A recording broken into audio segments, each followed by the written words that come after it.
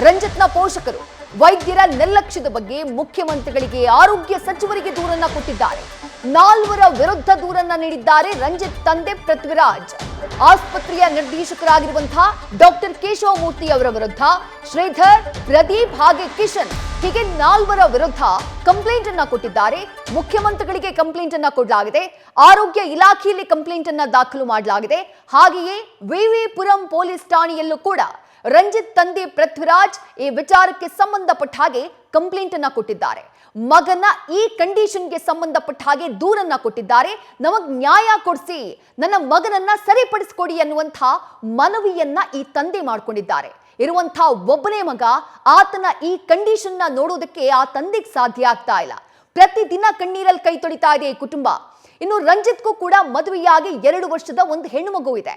ಕಳೆದ 1 ವರ್ಷದಿಂದ 1 ವರ್ಷ 2 ತಿಂಗಳು ಆಸ್ಪತ್ರೆಯ ಬೆಡ್ನಲ್ಲಿ ಕೆಲಸ ಮಾಡೋಕ್ಕಾಗದೆ, ಏನೂ ಮಾಡೋಕ್ಕಾಗದೆ, ಜೀವಾನೇ ಇಲ್ಲದೆ ಇರೋ ರೀತಿ ಆಸ್ಪತ್ರೆಯ ಬೆಡ್ನಲ್ಲಿ ಮಲಗಿದ್ದಾರೆ ರಂಜಿತ್.